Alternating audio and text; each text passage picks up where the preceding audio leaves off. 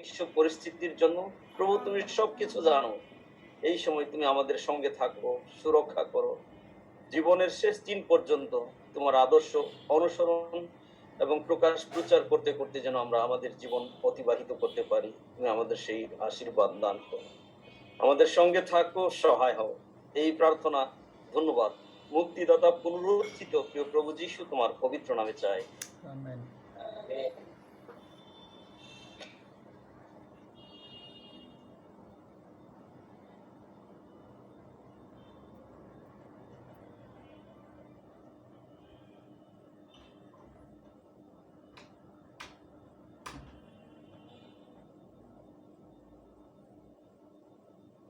আসলে আমরা এই সময় প্রভু বাক্য আমরা শ্রবণ করি এবং এই সময় আমি অনুরোধ করতে চাই আমাদের মাঝে সিদ্ধার্থ দা রয়েছেন।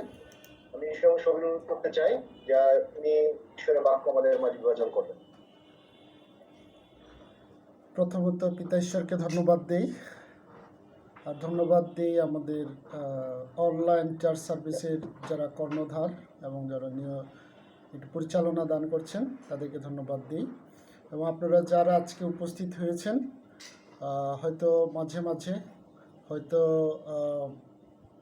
প্রতিদিন প্রতি শুক্রবার, আবার আজকেই প্রথম যারা উপস্থিত হয়েছেন, প্রত্যেকজনকে খ্রিস্টীয় প্রীতি এবং শুভেচ্ছা জানাই আমাদের অনলাইন চার্চ সার্ভিস জিবিসির তরফ থেকে, এবং বিশেষ করে আমার পরিবারের তরফ থেকে আমি খ্রিস্টীয় প্রীতি এবং শুভেচ্ছা জানাই। আসুন আমরা বাক্যে যাই।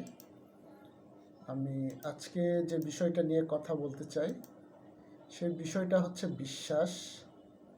বিশ্বাস নিয়ে আমি আজকে কিছু কথা বলতে চাই। আশা করি আমরা স্ক্রিনে দেখতে পাচ্ছি যে এখানে লেখা আছে বিশ্বাস দ্বারা পরিত্রাণ লাভ, গালাতীয় 2:11-21। আমি তার মধ্যে থেকে বিশ্বাস বিষয়ে বলতে চাই। আমি গালাতীয় 2:11-21 পদ এই সময় পাঠ করতে চাই এবং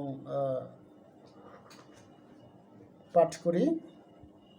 লেখা আছে বিশ্বাস দ্বারা পরিত্রাণ লাভ, গালাতীয় 2:11-21।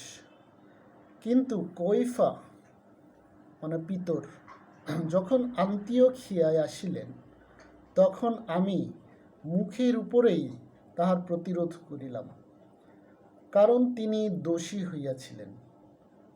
ফলত যাকবের নিকট হইতে কয়েকজনের আসিবার পূর্বেই তিনি পরজাতীয়দের সহিত আহার ব্যবহার করিতেন, কিন্তু উহারা আসিলে পর তিনি ত্বকচ্ছেদের ভয়ে পিছাইয়া পড়িতে ও আপনাকে পৃথক রাখিতে লাগিলেন। আর তাহার সহিত অন্য সকল যিহুদীও কপট ব্যবহার করিল, এমনকি বার্নাবাও তাহাদের কপটের টানে আকর্ষিত হইলেন।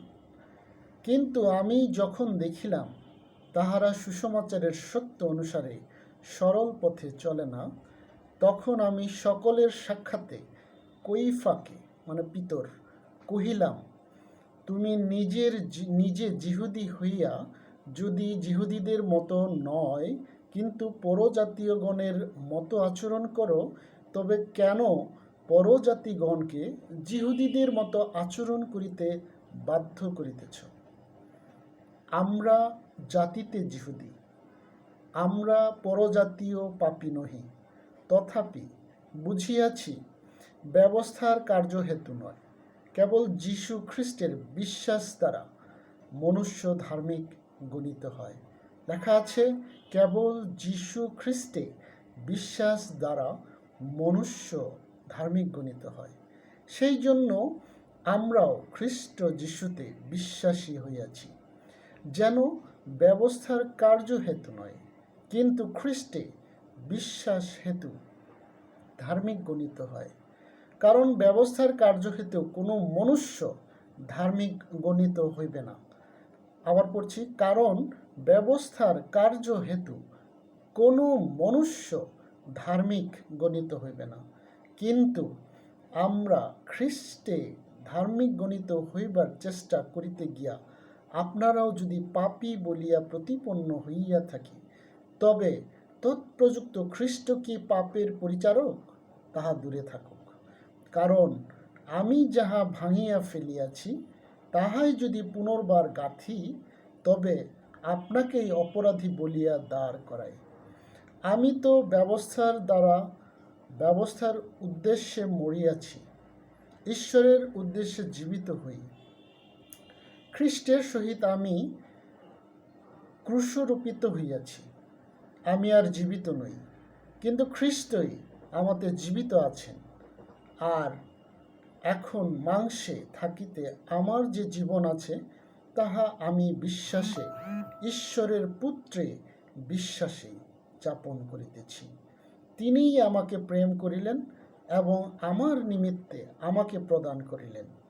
শেষ পদ, আমি ঈশ্বরের অনুগ্রহ বিফল করি না।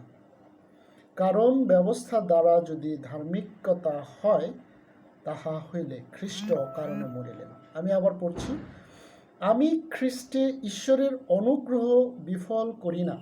কারণ ব্যবস্থার দ্বারা যদি ধার্মিকতা হয়, তাহলে খ্রিস্ট অকারণে মরিলেন। ঈশ্বর তার নিজ বাক্যের মধ্যে আমাদের প্রত্যেকজনকে আশীর্বাদ দান করুন। আজকে যে বিষয় নিয়ে আমি আলোচনা করতে চাই, সেই বিষয় হচ্ছে বিশ্বাস। আমি বিশ্বাসের কিছু কিছু বিষয় আপনাদের সাথে শেয়ার করতে চাই। বিশ্বাস কি, এই বিষয়টা আমাদের আলোচনার আগে জানা অবশ্যই জরুরি। আমরা যদি দেখি যে বিশ্বাস কি, আমরা একটু দেখতে চাই বিশ্বাস কি। বিশ্বাস, এখানে সংজ্ঞা, আমি যে সংজ্ঞা বোঝার জন্য লিখেছি, সেই সংজ্ঞাটি হচ্ছে এরকম, যে বিশ্বাসের সংজ্ঞা: বিশ্বাস হলো ঈশ্বরের বৈশিষ্ট্য এবং প্রতিভা সমূহে নির্ভরতা। ঈশ্বরের বৈশিষ্ট্য এবং প্রতিভা সমূহে নির্ভরতাশীলতাই হলো বিশ্বাস। আমরা ঈশ্বরে নির্ভর করি, বিশ্বাস করি যীশু খ্রিস্টে, এবং আত্মার পরিচালনায় আমরা চলি। আমরা যখন আমাদের পালক পুরোহিতরা আশীষ বচন দেন, তখন এই কথা বলে থাকেন যে আমাদের বিশ্বাস কোথায়। এবং ঈশ্বরের বৈশিষ্ট্য আমরা একটু দেখতে চাই। ঈশ্বরের বৈশিষ্ট্য হচ্ছে ঈশ্বর বিশ্বস্ত। এটা লেখা আছে ইব্রিয় 10 অধ্যায় 3 পদে, বিলাপ 3 অধ্যায় 22 পদে লেখা আছে, গীত সংহিতা 36:5 এবং 2 তিমথিও 2 অধ্যায় 13 পদে লেখা আছে ঈশ্বর বিশ্বস্ত। মানে তিনি যা বলেন তাই করেন এবং তিনি কথা রাখেন, সেই বিষয়ে এগুলোতে লেখা আছে, এবং ঈশ্বর বিশ্বস্ত। দ্বিতীয় যে বৈশিষ্ট্য, অনেক বৈশিষ্ট্য ঈশ্বরের, তার মধ্যে আমি শুধু 4টি বৈশিষ্ট্য আমি আজকে উপস্থাপন করতে চাই। এবং ঈশ্বরের পরিবর্তন নাই।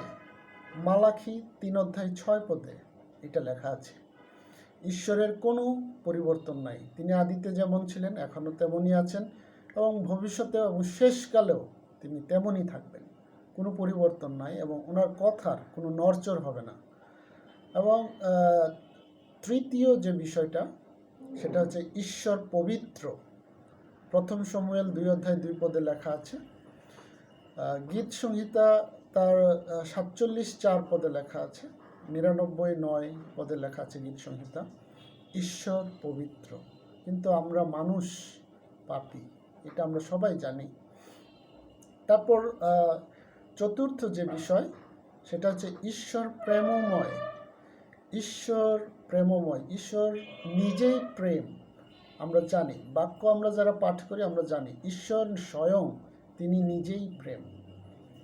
যোহন 3 অধ্যায় 16 পদ, জেরমীয় 33:3 এবং রোমিও 8 অধ্যায় 28 পদে এই প্রেমময় ঈশ্বরের বিষয়ে লেখা আছে, এবং তিনি যে প্রেমময় সে কথা বলা আছে। এইটা হলো ঈশ্বরের বৈশিষ্ট্য, এবং এই বৈশিষ্ট্যের প্রতিভা, এবং এখানে আমরা নির্ভরশীল, আমরা নির্ভরতা তার এই বৈশিষ্ট্যের উপর আমরা নির্ভর করি। এই কারণেই আমরা বিশ্বাসে চলি। একজন খ্রিস্টিয়ান বিশ্বাসের ভিত্তিতে দাঁড়ায় থাকেন এবং ঈশ্বরের বৈশিষ্ট্য অনুসারে ঈশ্বর বিশ্বস্ত, তার পরিবর্তন নাই, তিনি পবিত্র এবং প্রেমময়। আমরা যে কোনো পরিস্থিতিতে তার উপর নির্ভর রাখতে পারি। তিনি আমাদের পরিত্যাগ করবেন না। ঈশ্বর কখনো আমাদের পরিত্যাগ করবেন না, তিনি আমাদেরকে ছেড়ে যাবেন না। এটা ঈশ্বর আমাদের যে প্রতিজ্ঞা করেছেন, তিনি আমাদের সাথে সাথে আছেন এবং তিনি আমার বিশ্বস্ত, এই প্রেমময়, তার পরিবর্তন নাই। সমস্ত বিষয়, যে বিষয় বলা হয়েছে সমস্ত বিষয় তিনি বিশ্বস্ত। কিন্তু আমরা মানুষ মাঝে মাঝে আমরা বিশ্বস্ত থাকতে পারি না, আমরা কথা দিয়েও কথা রাখতে পারি না। এটা আমাদের মানুষের বৈশিষ্ট্য। কিন্তু গালাতীয় মণ্ডলী তাদের সংস্কার, আমি যে বিষয়টা আজকে আলোচনা করতে চাই, গালাতীয় মণ্ডলী, এখানে গালাতীয় বিষয়ে আমাদের আজকে জানা খুব দরকার। গালাতীয়রা কারা এবং গালাতীয় মণ্ডলী সেই সময়ে কুসংস্কারাচ্ছন্ন বলা যায়, কুসংস্কারাচ্ছন্নে তারা ছিল এবং প্রভু যীশু খ্রিস্টের বিশ্বাস এবং নির্ভরতায় তাদের ঘাটতি ছিল। যদিও তারা সুসমাচার পেয়েছে, কিন্তু তাদের ভিতরে সেই সমস্ত ঘাটতি ছিল, যে তাদের ভিতরে তারা যে সংস্কারে তারা বৃদ্ধি পেয়েছিল, সেই অঞ্চল সম্পূর্ণ কুসংস্কার আচ্ছন্ন ছিল। এবং আজকে আমি যে বিষয় বলতে চাই, সেই বিষয় হচ্ছে বিশ্বাস এবং বিশ্বাসের সাথে আমাদের সংস্কার অথবা কুসংস্কার, ব্যবস্থা বনাম বিশ্বাস। আমরা এই সমস্ত কিছুকে একসাথে সংমিশ্রণ ঘটিয়ে ফেলেছি।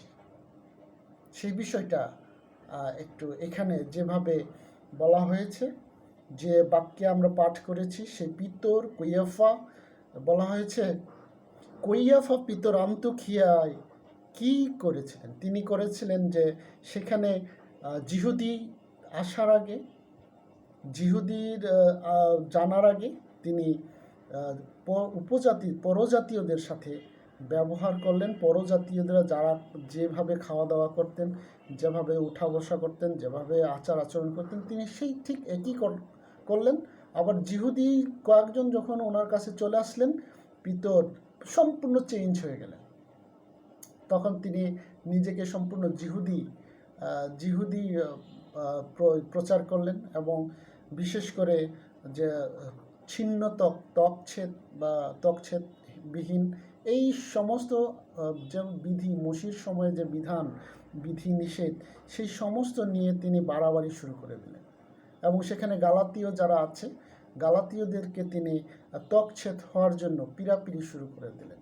এবং সেই নিয়ম কানুন মানার জন্য যে সংস্কার, যে ঈশ্বর মসির দ্বারা যে সংস্কার, যে বিধিবিধান নিষেধ দিয়েছিলেন, সে সমস্ত নিষেধ পালনের জন্য সেই গালাতীয়দের উপর তিনি চাপাচাপি শুরু করে দিলেন। এবং সেই চাপাচাপির সময়ে পৌল তার প্রতিরোধ করলেন, যে তুমি নিজে যদি এই সমস্ত পালন না করো, তাহলে পরজাতীয়দেরকে কেন যিহুদির নিয়ম পালনে তুমি প্রেসার দিচ্ছ?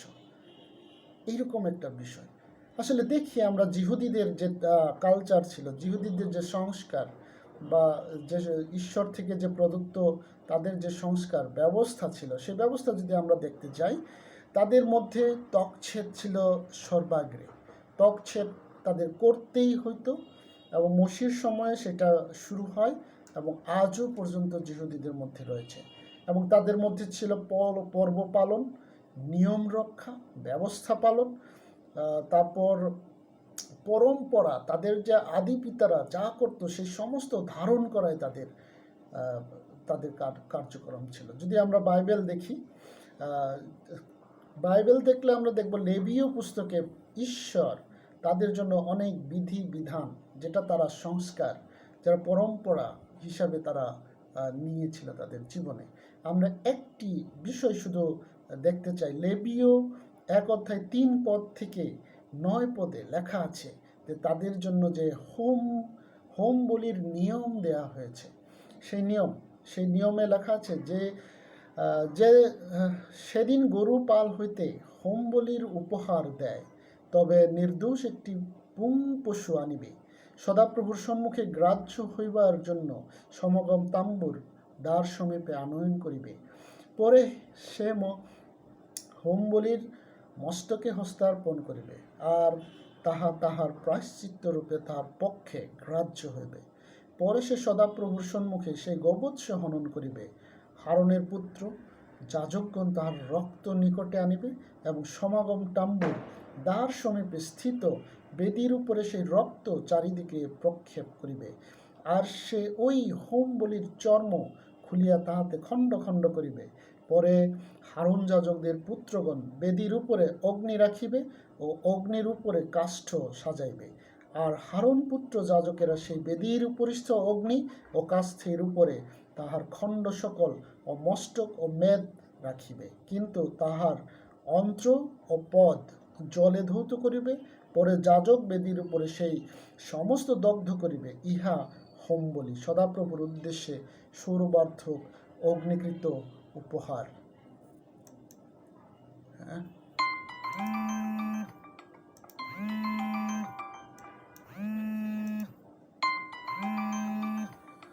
আমরা ইয়ারিং দিতে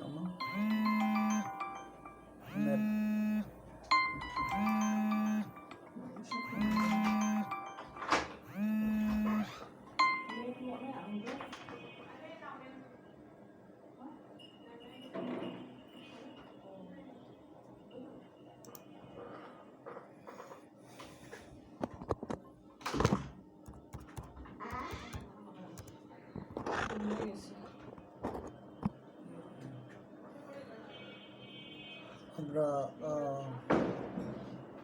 নেট থেকে বিচ্ছিন্ন হয়েছি।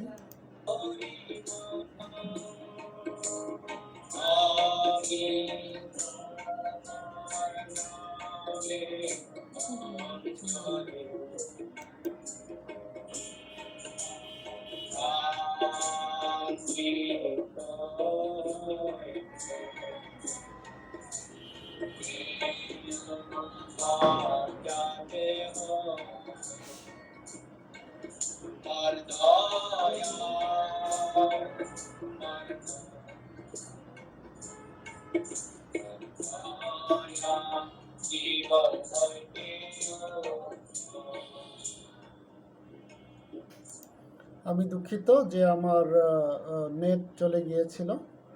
আসুন আমরা আবার ফিরে আসি। যে সময় আমরা পার করেছি, আসুন আমরা আবার দেখি যে আমি আলোচনা করতেছিলাম যে জিহুদীদের আচার ব্যবহার নিয়ে আমি আলোচনা করছিলাম, এবং জিহুদীরা যে সংস্কার, যে নিয়মে চলাফেরা করত, সেই নিয়মের বিষয়ে আমি বলছিলাম। এবং তাদের যে নিয়ম, সেই নিয়মের মধ্যে প্রথম ছিল ত্বকচ্ছেদ, পর্ব পালন, নিয়ম রক্ষা, ব্যবস্থা পালন ইত্যাদি পরম্পরা নিয়ে তাদের অনেক তাদের জীবন অতিবাহিত হতো। এবং তারপর পর্যায়ক্রমে আমরা যদি দেখি ভক্ষ নৈবেদ্য নিয়ম, মঙ্গলার্থক বলি, পাপার্থক বলি, বিবিধ বলি, হারন এবং পুত্রদের তাদেরকে হস্তার্পণ, খাদ্যাভ্যাসে তাদের অনেক নিয়ম, প্রসূতি, সূচি অসুচি, কোষ্ঠরোগ বিষয়, দেহে স্রাব বিষয়, শৌচির বিষয়, তারপর মহাপ্রায়শ্চিত্ত, বলিদান, রক্ত, অসুচিতা, শুচিতা, পবিত্র আচরণ, যাজকদের জন্য বলি, বিভিন্ন সম্বন্ধীয় নিয়ম ইত্যাদি ইত্যাদি তাদের জীবনের সাথে অনেক সংস্কার জড়িত ছিল। তাদের সাথে অনেক এরকম অনেক বিষয় ছিল যেগুলো ঈশ্বর থেকে, আবার তারা নিজেরাও কিছু কিছু সৃষ্টি করেছিল, সেই বিষয়গুলা থেকে তারা বের হতে পারছিল না। প্রভু যীশু খ্রিস্টের বিশ্বাসে যে পরিত্রাণ, আমাদের পিতর যিনি কোয়েফা, যিনি 12 জনের প্রধান, তিনি পর্যন্ত সেখান থেকে সরে গিয়েছিলেন। এবং শুধু সরে যাননি, তিনি ভণ্ডামি মানে কপট ব্যবহার, তিনি নিজেও জিহুদীর সমস্ত আচার ব্যবহার তিনি পালন করতেন না, অথচ অন্যদেরকে পালন করার জন্য তিনি বাধ্য করতেন। তথাপি বাক্যে বলা আছে তথাপি বুঝিয়াছি, পৌল বলছেন তথাপি বুঝিয়াছি, ব্যবহার কার্যহেতু নয়, ব্যবস্থার কার্যহেতু নয়, কেবল যীশু খ্রিস্টে বিশ্বাস দ্বারা মনুষ্য ধার্মিক গঠিত হয়। সেই জন্য আমরা খ্রিস্ট যিশুতে বিশ্বাসী হইয়াছি, যেন ব্যবস্থার হেতু নয়, কিন্তু খ্রিস্টে বিশ্বাস হেতু ধার্মিক গণিত হই। কারণ ব্যবস্থার কার্য হেতু কোনো মনুষ্য ধার্মিক গণিত হতে পারে না। ঈশ্বর তাদের জন্য যে ব্যবস্থা দিয়েছিলেন, সেই ব্যবস্থা ক্ষণিকের জন্য মাত্র দেওয়া হয়েছিল। এইটা যীশু খ্রিস্টের আগমনের আগ পর্যন্ত তারা যেন বিচ্ছিন্ন না হয়, সেই জন্য তাদের জন্য এই সংস্কার দেওয়া হয়েছিল।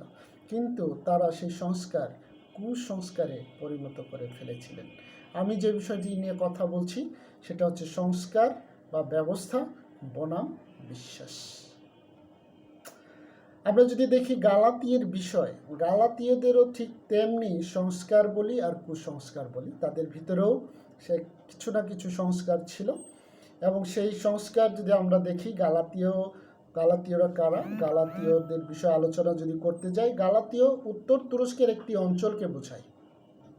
এবং বর্তমানে যে আধুনিক তুরস্ক রাজধানী আসকারা, এক সময় গালাতীয়দের একটি বড় শহর আনসিরা নাম ছিল সেই গালাতিয়া শহরের তুরস্কে।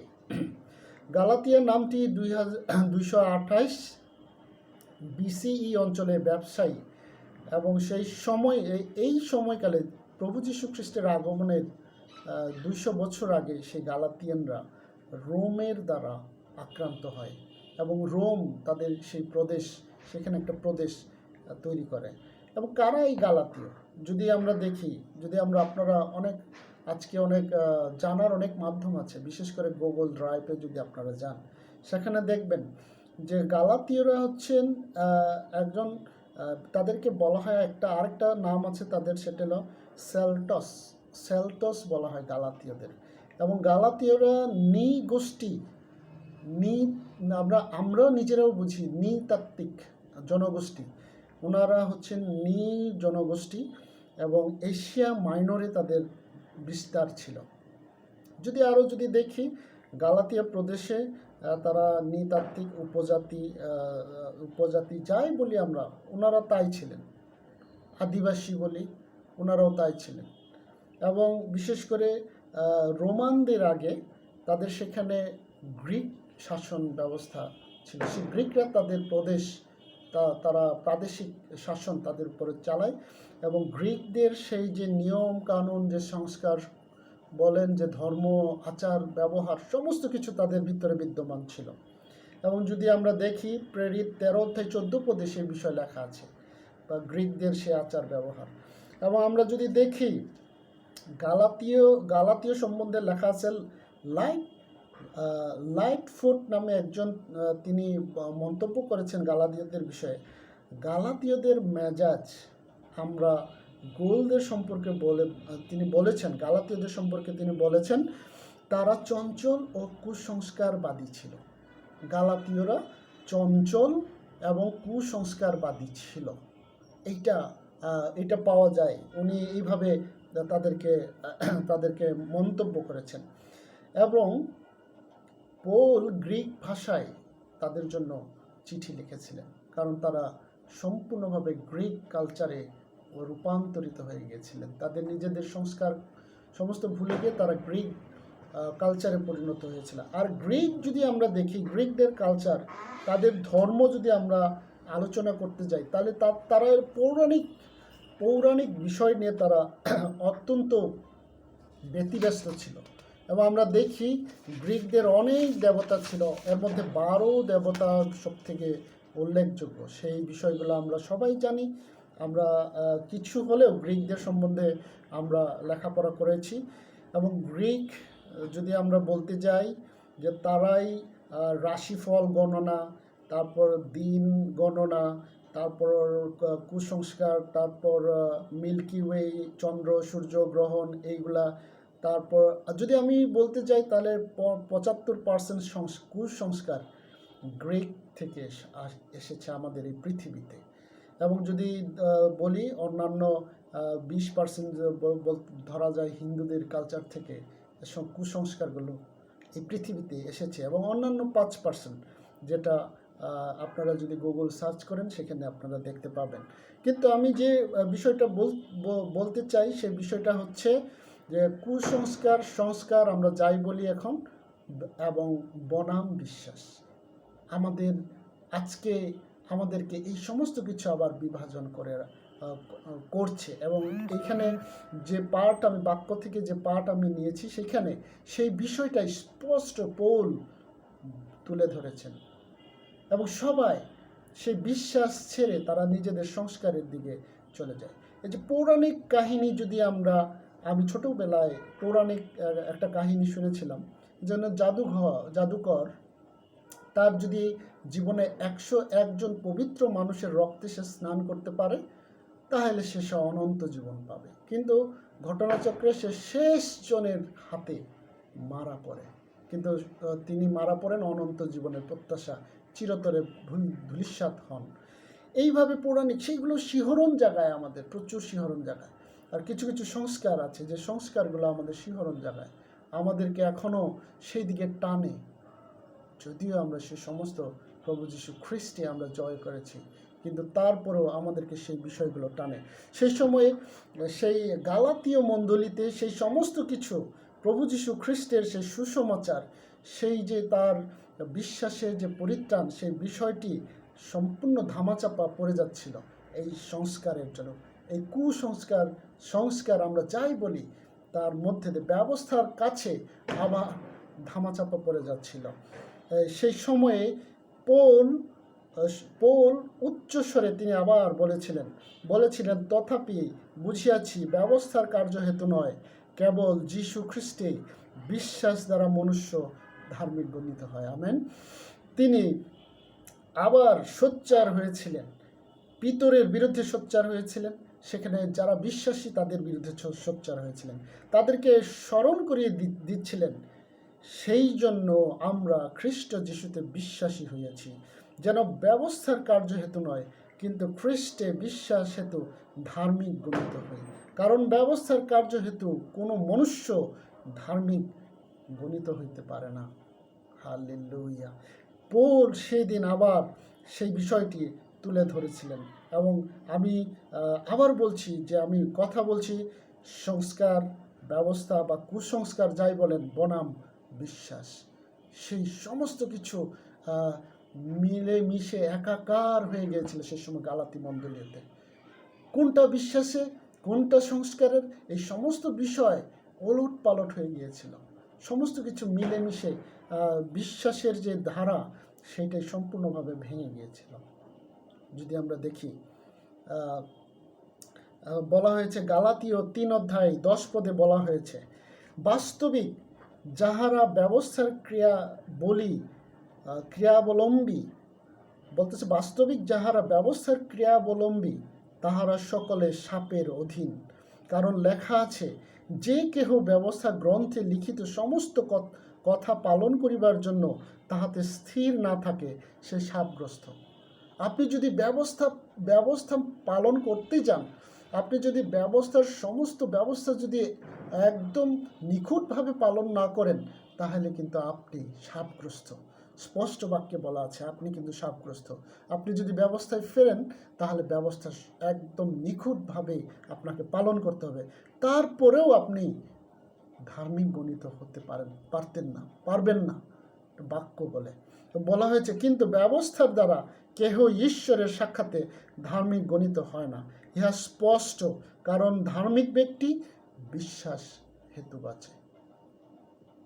কোনো সংস্কার, কোনো ব্যবস্থার মধ্যে দিয়ে মানুষ ধার্মিক গণিত হয় না, কিন্তু বিশ্বাস হেতু মানুষ ধার্মিক গণিত হয়। গালাতীয় 3:19 লেখা আছে, তবে ব্যবস্থা কি?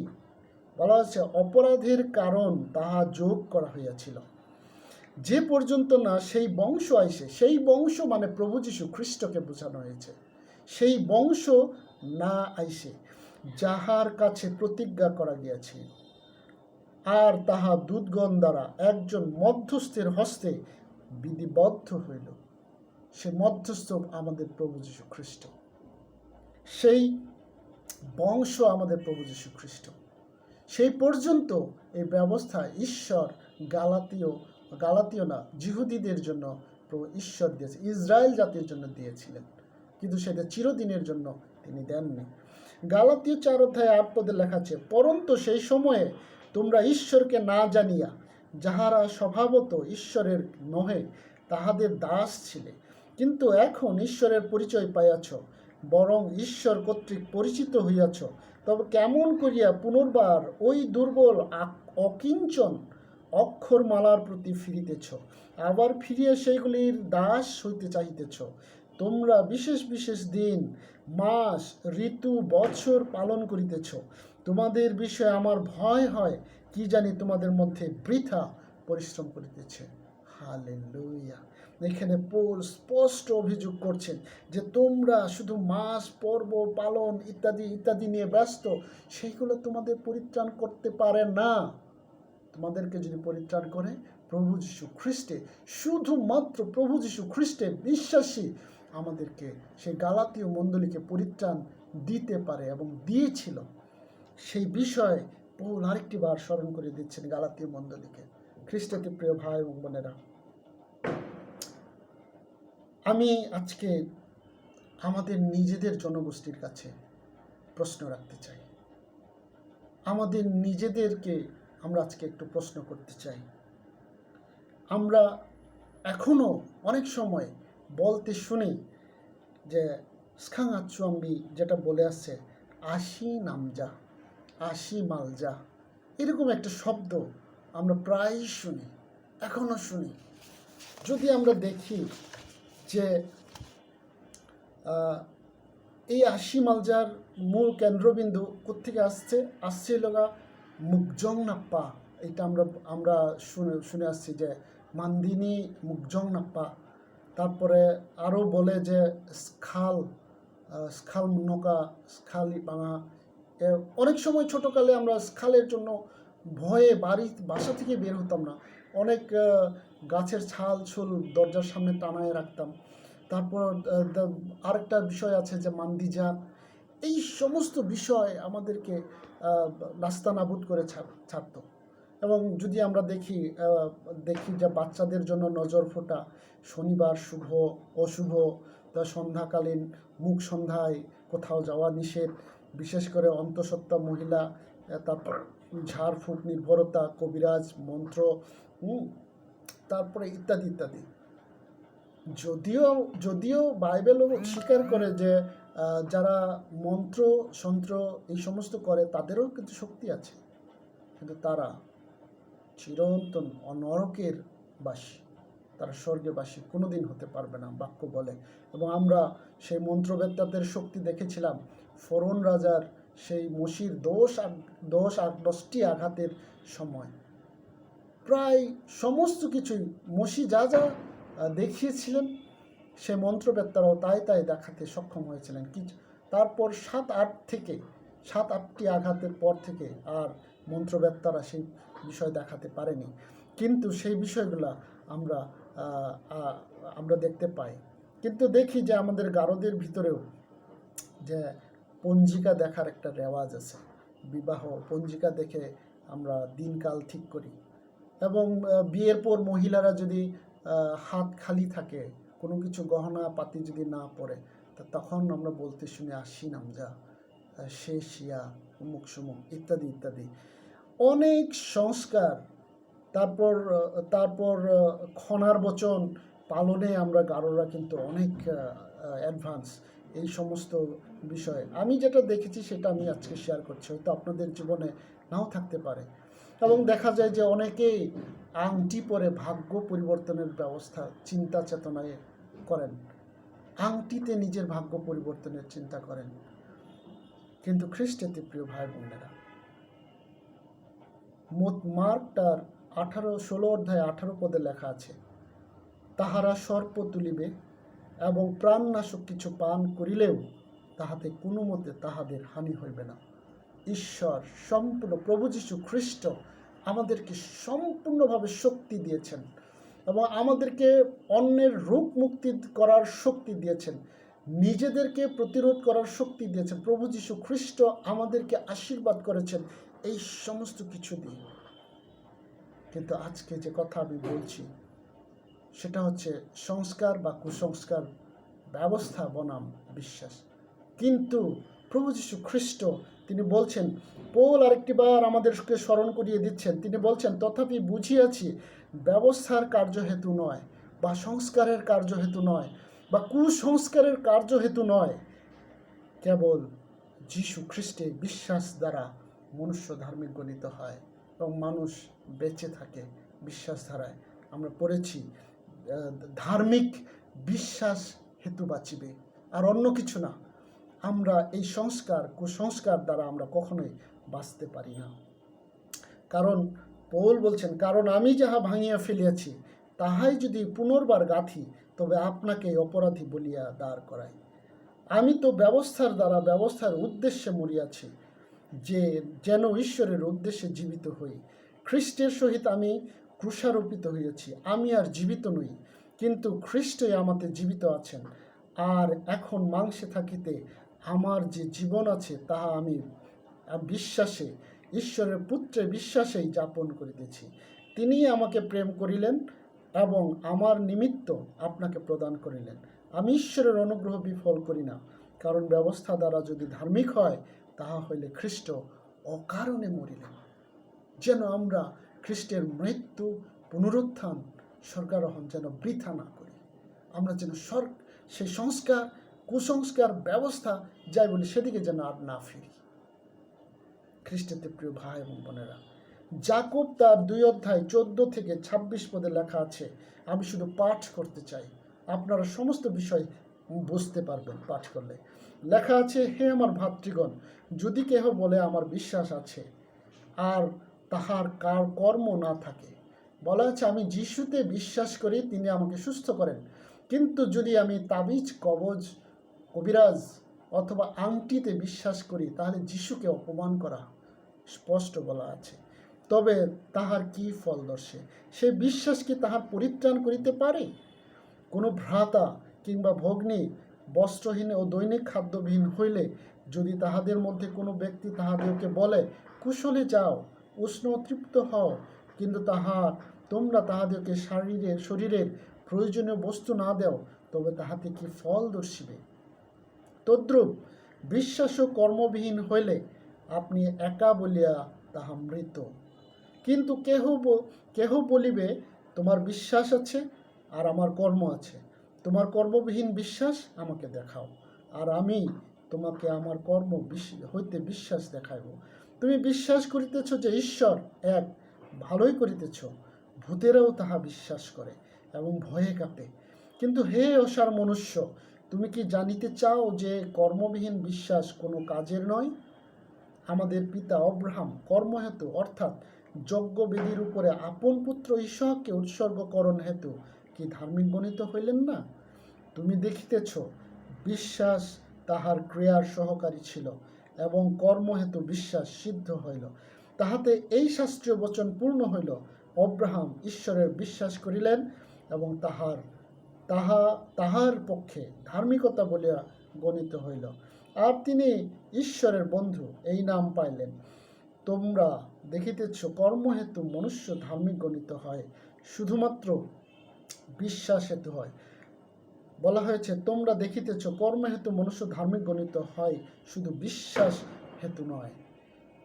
আবার রাহব বেশ্যাও কি সেই প্রকার কর্মহেতু ধার্মিক গণিত হইল না? সে তো দূতগণকে